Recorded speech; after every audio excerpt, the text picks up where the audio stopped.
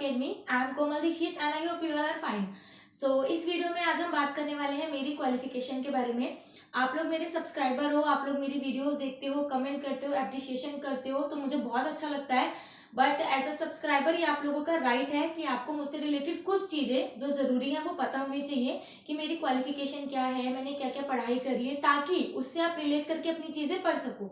अब ऐसा नहीं है ना मैं एमबीबीएस की तैयारी कर रही हूँ और मैं आपको टीचर की तैयारी करा रही हूँ, तो ऐसा पॉसिबल नहीं हो सकता ना कि मैं पढ़ाई तो किसी और चीज़ की कर रही हूँ और आपको तैयारी किसी और चीज़ की कराऊँ। तो ये भी चीज़ नहीं है। और फिर बाकी इस पे मेरे थोड़े से क्वेश्चंस भी उठ रहे थे क्योंकि मैं कॉमर्स बैकग्राउंड से हूँ, तो टीचिंग में कहाँ से क्या है, कैसे करने हो, इसको आगे भी बढ़ा रहे हो, ये सारे कमेंट आ रहे थे। तो मेरा को लगा कि मुझे ये दूर करनी चाहिए चीज़ें, या जो आपके दिमाग में क्वेश्चंस उठ रहे हैं मेरे को लेके वो मैं बताऊं। यस, अभी तक फिलहाल मेरी कोई जॉब तो नहीं लगी है, but yes I have experience, और बहुत सारा एक्सपीरियंस मैं अपने फेलियर से बहुत सारा इकट्ठा कर चुकी हूँ। तो मेरे पास आपके साथ बहुत अच्छे अच्छे एक्सपीरियंस है शेयर करने के लिए, और मे बी वो कहीं ना कहीं आपके साथ आगे कहीं ना कहीं जरूर काम आएगा, क्योंकि मेरे को तो अभी ये हेल्प कर ही रहा है एज अ यूट्यूबर। इतनी बड़ी तो यूट्यूबर नहीं हूँ, बट स्टिल जैसा भी है जो भी है मेरे लिए यही बेस्ट थिंग है। ठीक है, तो आगे करते हैं बात। तो सबसे पहले मैंने 12th के बाद, जब था मेरा कॉमर्स बैकग्राउंड था, मैंने कॉमर्स ली थी। उसके बाद जब मार्क्स आते हैं तो डीएलएड करा। जब तक उससे पहले जो हमारा था फर्स्ट जो था हमारा डीएलएड था, इससे पहले डाइट में ईटीई चलता था, है ना, एलिमेंट्री टीचर एजुकेशन, ईटीई चलता था। हमारा जो फर्स्ट बैच था वो डीएलएड का था। तो आप लोग आइडिया लगा सकते हो कि मैंने कब डाइट करी होगी। और डाइट करने का मेरा मतलब वो मेरा कोई मन नहीं था या मेरे को डाइट करनी थी, ऐसा कुछ मैंने सोचा नहीं था। ये क्या हुआ था, जो मेरी सिस्टर है, मेरी जो रियल सिस्टर है, उसने 2009 में और डाइट करी थी। तो डाइट के तुरंत बाद ही उनको जॉब मिल गई थी कॉन्ट्रैक्ट पे। उस टाइम पे दिल्ली में कॉन्ट्रैक्टर टीचर और गेस्ट टीचर रखे गए थे, तो कॉन्ट्रैक्ट पे जॉब मिल गई थी। जॉब में जब सैलरी रहे तो 13,000, 9,000 से 13,000, 24,000, 38,000 उनकी सैलरी हो गई थी। ठीक है, जिस टाइम पे उन्होंने जॉब छोड़ी 38,000 सैलरी हो चुकी थी। तो घर वालों को लगा भाई बहुत पैसा, इसमें तो बड़ी वाली पैसा कमा रही है, छोटी वाली को भी घुसा दो। ठीक है, तो इस वजह से उन्होंने सजेस्ट किया कि डाइट कर ले तू भी, फिर तेरी भी नौकरी लग जाएगी और तेरी भी जॉब लग जाएगी, बस सब सही हो जाएगा। ठीक है, बट वो कैसे कंपेयर कर रहे थे, मेरी बहन से मेरे को कंपेयर कर रहे थे, जो आज के टाइम पे उनको कहीं ना कहीं बहुत नेगेटिव वे में फेस करना पड़ रहा है। तो उस टाइम पे क्या होता, 2011 में वो कॉन्ट्रैक्टर टीचर थी, तो तभी केवीएस के फॉर्म निकले थे कि केवीएस के उन्होंने फॉर्म भरे, नंबर आ गया। मेरी बहन बहुत इंटेलिजेंट है, सीरियसली जिसे कहते हैं ना गंदे वाले इंटेलिजेंट, बहुत ज्यादा इंटेलिजेंट है वो। तो उसका नंबर आ गया, मेरी बहन का, मेरी सिस्टर का नंबर आ गया केवीएस में, गवर्नमेंट जॉब लग गई। ठीक है, वो हमारे पूरे खानदान में सब कुछ पहली ऐसी लड़की थी जिसकी गवर्नमेंट जॉब लगी थी। ठीक है, तो बहुत जो हल्ला हुआ था, तो घर वाले बहुत श्योर कर चुके थे कि हाँ भाई छोटी को भी हमने यही कराना है, वहां तक जब तक उसकी जॉब लग गई थी। और उस टाइम पे मैं बहुत छोटी थी, क्योंकि मेरी सिस्टर और मेरे बीच में ना करीब 13 ईयर्स का एज गैप है। ठीक है, तो 12 to 13 ईयर्स में बहुत छोटी थी उस टाइम पे। तो उस टाइम पे जॉब लगी, उनका यही नंबर अच्छे थे, तो यही बुलंदशहर, यूपी में बुलंदशहर में नंबर आया था। ऐसा होता नहीं है, क्योंकि केवीएस में बहुत दूर दूर फेंकते हैं, जम्मू कश्मीर, मणिपुर, मेघालय, केरला, कर्नाटका, बट मेरी सिस्टर के नंबर बहुत अच्छे थे, तो यूपी के ही बुलंदशहर में, ज्यादा दूर भी नहीं है, वहीं पर उनका नंबर आया था। तो यहाँ पे वो कॉन्टेक्ट टीचर थी और वहाँ पे गई, वहाँ पे प्रिंसिपल बहुत अच्छे थे, सब बात बात करके गई थी। तो वहाँ पे जब वो गई तो मेरी सिस्टर का वहाँ पे मन नहीं लगा, उसने गवर्नमेंट जॉब छोड़ दी। मतलब गवर्नमेंट जॉब जो दीदी की लगी थी केवीएस में, उसको मन नहीं लगा वहाँ पे, मीन्स उसका नहीं रह पाई वो अकेले, तो उसने गवर्नमेंट जॉब छोड़ दी। ठीक है, फिर वो यहीं पे आ गई। और उस टाइम पे 2011 में ऐसा हो रहा था कि अभी टीचर का एग्जाम होगा, अभी टीचर का एग्जाम होगा, तो उसको दिल्ली में ही जॉब लेनी थी, तो छोड़ दी। ठीक है, उसके बाद जब वो यहाँ पे आई, फिर यहाँ पे पेपर हुआ ही नहीं। ठीक है, दिल्ली में पेपर हुआ ही नहीं, हुआ फिर वो जो है वो लीक हो गया था, तो दोबारा से पेपर हुआ। बट इससे पहले कि दिल्ली वाला पेपर हो पाता, केवीएस की फिर से वैकेंसी आ गई 2013 में। ठीक है, 2013 में फिर से वैकेंसी आती है।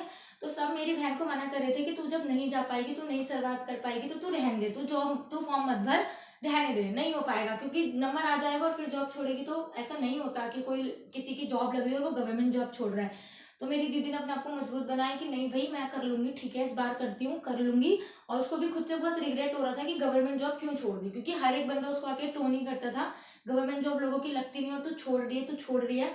तो इसने उसको करा। ठीक है, तो इसी के बीच में दिल्ली में भी एग्जाम हुआ, दिल्ली में भी पेपर हुआ। तो मेरी बहन तो है इंटेलिजेंट, उसका केवीएस में भी नंबर आ गया और दिल्ली में भी नंबर आ गया। ठीक है, तो अब केवीएस में इस बार जो नंबर आया था वो बेंगलुरु आया था, बट इस बार जाने की नौबत इसलिए नहीं पड़ी क्योंकि दिल्ली में नंबर आ चुका था इसलिए। बट पहले केवीएस का रिजल्ट आया था और दिल्ली वाला बाद में, स्टिल उसने वो जॉब चूज नहीं करी और दिल्ली में ज्वाइनिंग ले ली थी 2014 और 15 के स्टार्टिंग में। 15 में उसने गवर्नमेंट जॉब ले ली, ठीक है। उस टाइम पे मैं डाइट में जस्ट एडमिशन लिया ही था, तो यही था कि हाँ भाई ठीक है, इसको भी मतलब इतनी सारी चीजें उन्होंने देखी, तो मेरे घर वालों को लगा कि टीचिंग लाइन में जो है एंटर करना बहुत आसान है, बहुत आसान से जॉब लग जाती है, क्योंकि एक जब छोड़ रही है बार बार जॉब छोड़ रही है, फिर ले रही है, जॉब छोड़ रही है, बहुत ले रही है, तो बहुत ईजी है, तो ठीक है इसको भी घुसा दो। तो इस वजह से उस टाइम पे मैंने 12th के बाद सीधे डीएलएड में एडमिशन लिया और वहाँ पे से मैंने डिप्लोमा इन एलिमेंट्री एजुकेशन करा। और फिर एक चीज और हो जाती है कि उसके बाद दीदी की शादी वादी हुई, बच्चे वगैरह हो गए, और प्राइमरी में उसकी नौकरी लगी थी, प्राइमरी टीचर थी वो। शादी के बाद, बच्चे होने के बाद मेरी बहन ने टीजीटी एसएसटी का एग्जाम दिया। आफ्टर मैरिज और आफ्टर बच्चों के बाद उसने फिर से टीजीटी का एग्जाम क्लियर करा, अब वो टीजीटी एसएसटी है, ठीक है, वो दिल्ली में ही टीजीटी एसएसटी है। तो मेरे घर वाले अभी मुझे इस चीज के लिए भी ताने देते हैं कि एक ने इतनी सारी जॉब छोड़ी है, मतलब खुद गवर्नमेंट जॉब लग लग के उसकी करी है उसने और छोड़ दी, फिर वो लग रही है और तेरी एक एक जॉब नहीं लग रही। मीन्स मुझे इसके लिए भी ताने पड़ते हैं कि शादी के बाद इतनी सारी रिस्पॉन्सिबिलिटी आ जाती है, सब कुछ है, फिर भी उसकी जॉब लग गई और तेरे पास कुछ रिस्पॉन्सिबिलिटी नहीं है, फिर भी तेरी जॉब नहीं लग रही। अब नहीं लग रही है, मैं क्या करूँ, बट यस है। और ये जो मेरी दीदी अभी जॉब कर रही है वो उसकी 6th या 7th गवर्नमेंट जॉब है, इससे पहले वो 5 गवर्नमेंट जॉब छोड़ चुकी है, कुछ क्लर्क की, एक दो क्लर्क की, 2 केवीएस की और एक ये दिल्ली प्राइमरी की छोड़ी, ठीक है। तो इस टाइम पे वो अभी टीजीटी एसएसटी है। तो उस टाइम पे डीएलएड मीन्स मैं ये बताना चाह रही थी, रिलेट करना चाह रही थी कि डीएलएड मेरी क्वालिफिकेशन में यहाँ से जुड़ा कि एक सिस्टर ने करा तो इसको भी घुसा दो, ठीक है।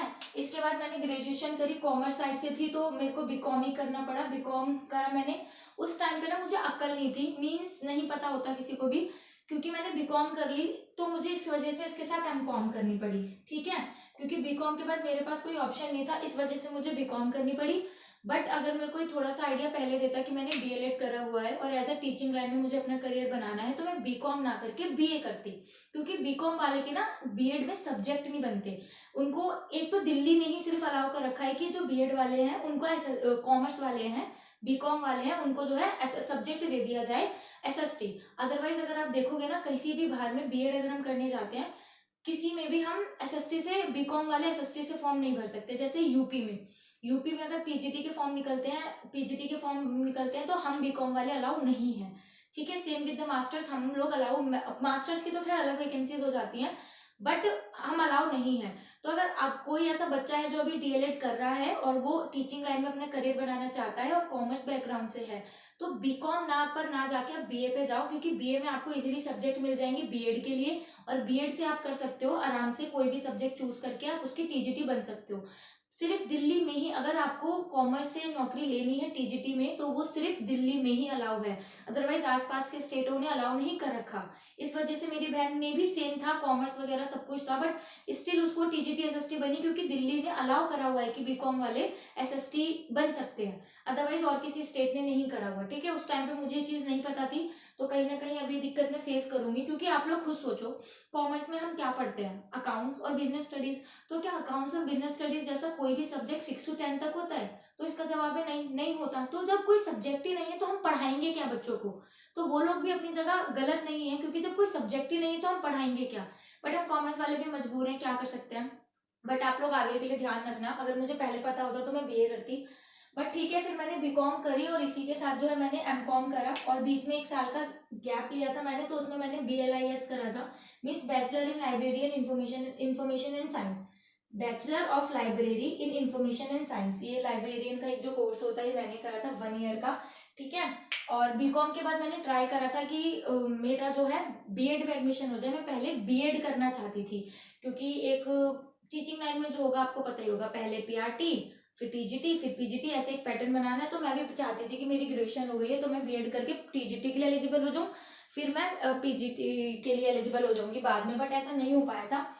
कुछ रीजन थे, इग्नू का और जामिया का, मेरा दोनों का ही एंट्रेंस क्लियर हो गया था 2019 में, बट दोनों में ही मेरा एडमिशन नहीं हो पाया, कुछ रीजन थे उसके, नहीं हो पाया। सो अभी जो मेरे पास ये डिग्रीज हैं ये 4 हैं, डीएलएड, बीकॉम, एमकॉम और बीएलआईएस। इस टाइम पे मैंने मास्टर्स के एग्जाम दिए हैं, उसका रिजल्ट आ रहा है और आ भी गया है। और इसी के साथ ही मैंने अब बीएड के लिए अप्लाई करा है, ठीक है। बीएड के लिए मैंने अप्लाई करा है तो इग्नू ऑब्वियसली इग्नू के साथ जाएंगे, दिल्ली में रहते हैं, तो इसका एंट्रेंस जो है मेरा क्लियर हो चुका है। हाँ, इसमें मुझे एक दो लोग जब मैं एड्रेस देने गई थी वहाँ पे मिले थे, बोले कि आप सब्सक्राइबर को पागल बना रहे हो, ये वो आपने इग्नू का एंट्रेंस दिखा रखा है और आप जामिया का एंट्रेंस देने आ रहे हो। मीन्स हुआ कैसा मैं बताती हूँ आपको। अभी मैंने बीएड में एडमिशन नहीं लिया है, बट यस मेरा जो है एंट्रेंस क्लियर है इग्नू का, ठीक है। 8 मई 2022 को इग्नू का एंट्रेंस हुआ था, तो वो मेरा क्लियर है इग्नू का। और इसके साथ ही मई हो गया, जून जुलाई अगस्त सितंबर हो गया, अक्टूबर हो गया, ठीक है। तो 5 महीने हो गए, इसके बारे में कोई इन्फॉर्मेशन ही नहीं थी, क्या है क्या नहीं, कि क्या करें, नहीं पता चल रहा था। तो इसी टाइम पे ना इसके बीच में जामिया के फॉर्म निकले थे, जामिया में सोल से बीएड के, मीन्स ओपन बीएड के फॉर्म निकले थे, ठीक है। तो इग्नू वालों की तरफ से कोई इन्फॉर्मेशन ही नहीं थी कि क्या है क्या नहीं। तो मैंने क्या करा, मैंने बीएड के जामिया का भी फॉर्म भर दिया था, ठीक है। जैसे ही मैंने इसका फॉर्म भरा, इन्होंने एप्लीकेशन गूगल फॉर्म के थ्रू, मैंने वीडियो भी डाली थी यूट्यूब पे, आपने देखा होगा कि कैसे कैसे हमें जो हमारे डॉक्यूमेंट्स है वो सबमिट करने हैं। मीन्स ये इतने बदतमीज है इग्नू वाले, 5 महीनों से इन्होंने ऐसे ही लटका के रखा है, कुछ नहीं करा। जैसे ही मैंने जामिया का फॉर्म भरा कि हाँ भाई मैं आगे देती हूँ, जामिया में एडमिशन हो जाएगा, ये लोग तो इतना लेट कर रहे हैं, इन्होंने ना डॉक्यूमेंट्स मांग लिए कि डॉक्यूमेंट सबमिट कराओ। अब बस मुझे फीस सबमिट करानी है, फीस सबमिट के बाद मेरा एडमिशन जो है इग्नू में कंफर्म हो जाएगा, ठीक है। और जब ये सारी चीज हुई तब तक मैं जामिया का फॉर्म भर चुकी थी, तो आप लोग गलत मत समझो, उस टाइम पे मैं जामिया का फॉर्म भर चुकी थी। और जो फॉर्म था ना वो 1500 रुपये का था, ठीक है। अब मेरा एडमिशन तो पक्का इग्नू में हो जाएगा, बट मैं 1500 रुपये का जो फॉर्म है ना मैं भर चुकी थी, तो मुझे लगा कि 1500 रुपये वेस्ट नहीं करना चाहिए, मुझे जामिया का एंट्रेंस देना चाहिए। तो इसलिए मैं उस दिन संडे को जामिया का एंट्रेंस देने गई थी और 2 से 3 लोगों को मिली भी थी। तो ये था कि मैं इसलिए जामिया का एंट्रेंस देने गई थी, ठीक है। और टचवुड एंट्रेंस भी अच्छा था, ठीक ठाक था, हाँ मुझे लगता है कि क्लियर हो जाएगा। तो फिर अब देखते हैं कि मेरे को फाइनल एडमिशन किस में लेना है। मैं चाहती हूँ मेरा एडमिशन जामिया में हो, क्योंकि जामिया थोड़ा प्रोसेस में थोड़ा सा फास्ट है, इग्नू बहुत ज़्यादा टाइम कंज्यूम कर लेता है। तो अभी मैं बीएड करूंगी, बाकी की जो फिलहाल जो मेरी क्वालिफिकेशन है वो यही है, ठीक है। 4 डिग्रीज है मेरे पास, 5वीं डिग्री अभी आएगी, बट नौकरी का नहीं पता, ठीक है। और इसके साथ ही जो हमारे एग्जाम्स हैं जैसे कि रीट, तो रीट के लेवल 1 और 2 मेरे क्लियर है। और सीटेट ये तो मैं आपको बता चुकी हूँ, और ये खैर एक टीचिंग लाइन में सबके ही होते हैं, 1 और 2 क्लियर है। ये 4 बार मेरा सीटेट 1 क्लियर है, और सीटेट 2 मैंने लास्ट बार ही दिया था, जो पिछले साल दिसंबर में एग्जाम हुए थे ऑनलाइन, वो क्लियर है। और मैंने यूपी टेट भी दिया था कि भाई पता नहीं सीटेट वहाँ पे बाद में अलाउ करे ना करे, कुछ चेंज वेंज ना कर दें। तो यूपी टेट 1 और 2 दोनों ही मेरे क्लियर है, और इसके साथ एच टेट क्लियर है मेरा, एच टेट मेरा 2 टाइम्स क्लियर है, बट ये मैंने सिर्फ 1 लेवल का दिया है, तो मेरा 1 ही लेवल का क्लियर है। ये तीनों एग्जाम 1 2 1 2 1 2 क्लियर है, बट एच टेट मेरा सिर्फ एक बार का क्लियर है। सो और रीट की वजह से इस बार जो भी फरवरी में एग्जाम होने वाले हैं, मेन्स के रीट मेन्स कह रहे हैं जो भी है, तो वो एग्जाम में दूंगी फिलहाल। और तो कुछ नहीं है मेरे पास, हाँ बस इतना ही है। तो आप मेरे को लेके दिमाग में कुछ मिसकंसेप्शन मत बनाओ, या जो भी है ये क्वालिफिकेशन है मेरी, और ऐसे ऐसे जो है मैंने करी है बताने के लिए, ठीक है। यही मुझे आपके साथ शेयर करना